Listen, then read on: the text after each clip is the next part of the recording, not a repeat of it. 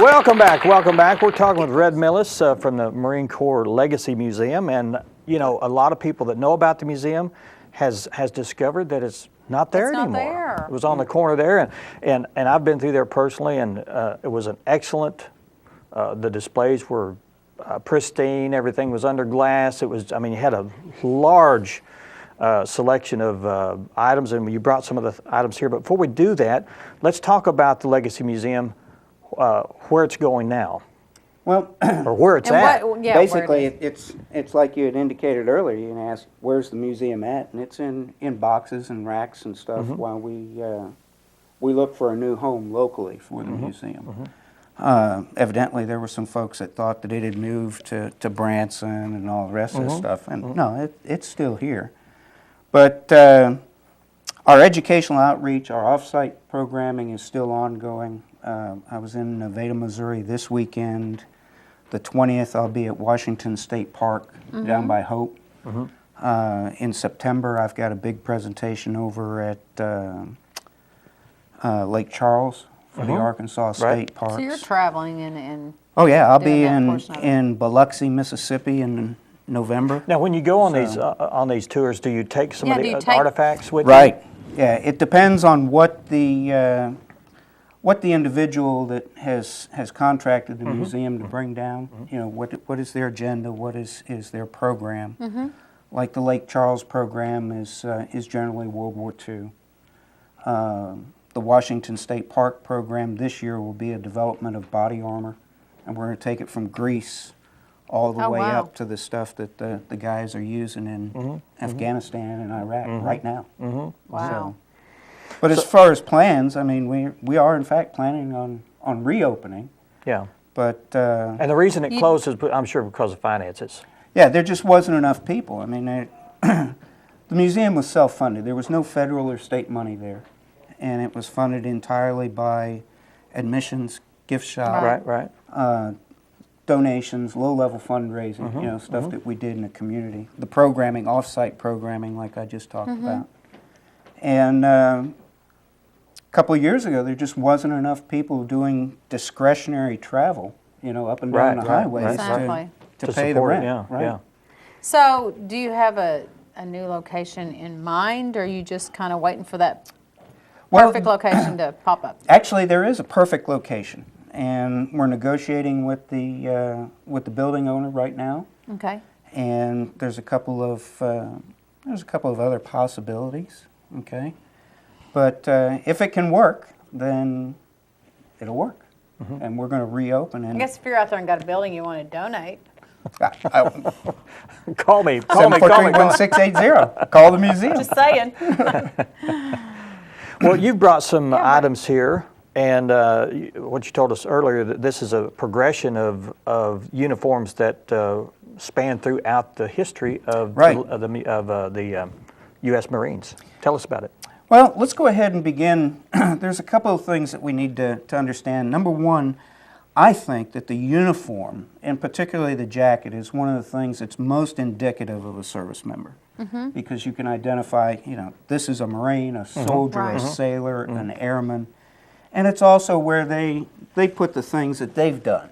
Right. Okay? That can be read by other service members. So what I did this time is I've brought a selection of uniform jackets up. And I'd like to begin with the War of 1812.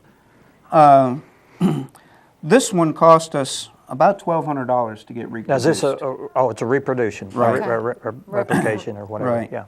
But she's all hand sewn, and there are several things. If you were an individual who was aware of garments, would find unique here. And that the first one is it's a raglan sleeve, as opposed to the sleeve stopping right here. This goes up. There's a huge amount of ornamentation.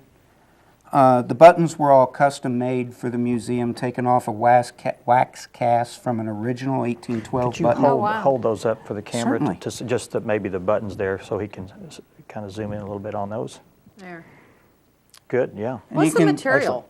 It's wool. Wool? Right. I figured it was And I like the tails because it hangs down below, and it's got the ornate buttons and different things there. This uniform was actually on the French pattern. This is called a coatee.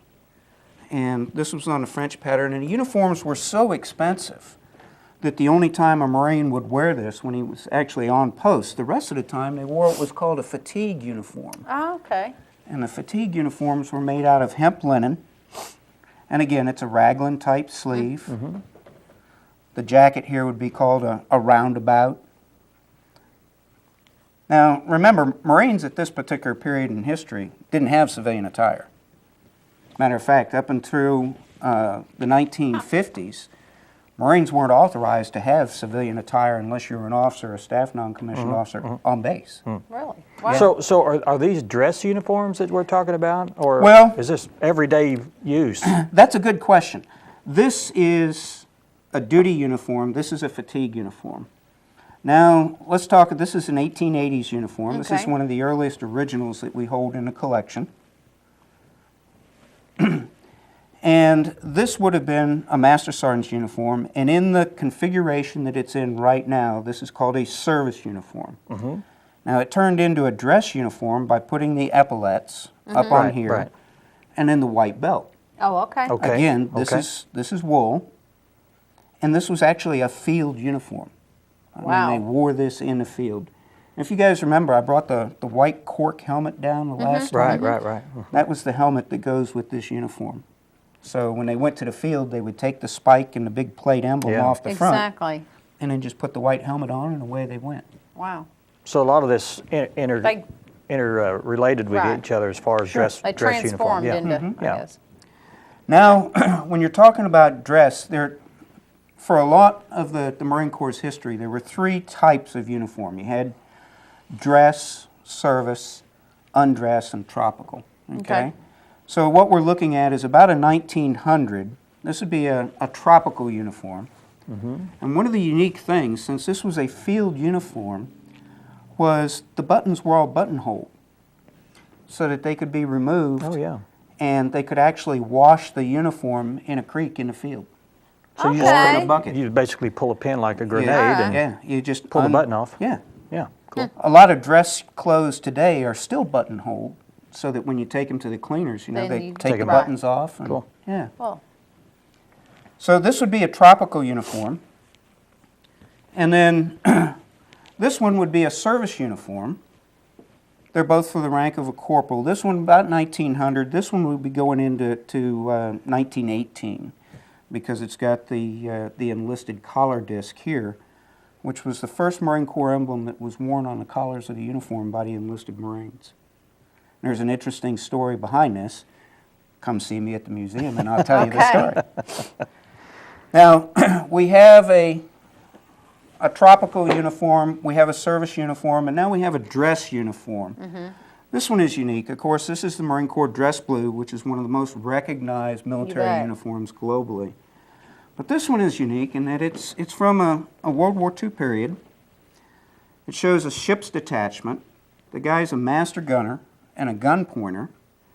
So basically, this Marine would have manned one of the major batteries on a ship okay.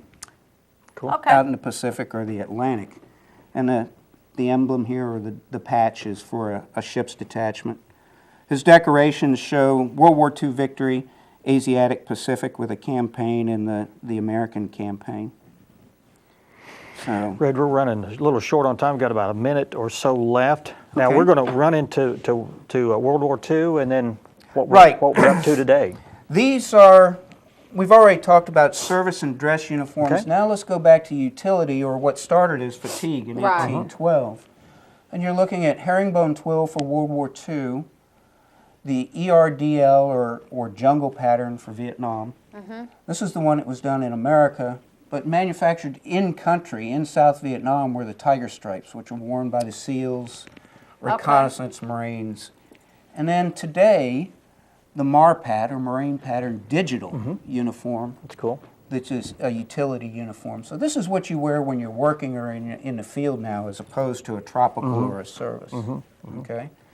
And that pretty much brings us up to 237 years of Marine Corps uniform history. 237 Well, I years. want to huh? ask, you mentioned come see me at the Marine Corps Museum, but how would someone do that if you're not, if you don't have a designated place? How does that happen? Actually, from about 9:30 until 11:30 or 12, the door right next to what used to be the exit door of the museum is where we warehouse the collection Okay. and the Okay. offices there. www.marinecorpsmuseum.org is our website. It's still active. mclm@windstream.net is the email for the museum. Okay. And 743-1680 will get you into the museum office. And I check the voicemail, so Okay, if you good. call I in the bet you afternoon. do. I do. Good. Well, I would venture to say that there's probably someone out there that would like to help you, maybe in as far as building, or maybe funding it for a while to get you back up on the feet. Because this is what Harrison needs is an attraction. This is an attraction to bring people here, and I would think that this needs to continue. I mean, Exactly. this is just a small portion of what you have. It is. And uniquely, the guest book showed that over 75% of our visitors, the patrons that came through the museum for the 9 years that we were open, are from out of town. And over half of them had no association. This really shocked us. Had no association with the Marine Corps. They were just interested. Yeah. Right, right. So, and the museum is a federal 501c3 educational nonprofit. So, of course, donations are tax deductible. Sure. Exactly. Good. Well, thank you. You're more than welcome. Red, And I thanks so much for certainly bringing us hope by. that you find a home. I mean, Everyone needs a home. Give Red a home. Needs a home. Give the museum a home. Exactly. There we go. All right, we'd like to thank everybody for joining us this week. We're totally out of time. Thank you. Totally out of time. We're totally out of time. I'd like All to right. thank everyone Thank for you. being here. Thanks for Red for being here. Give him a call if you Appreciate can it. help him out in some way. And we'll see you again next time. All right. Don't touch. I just. Touch on. All right.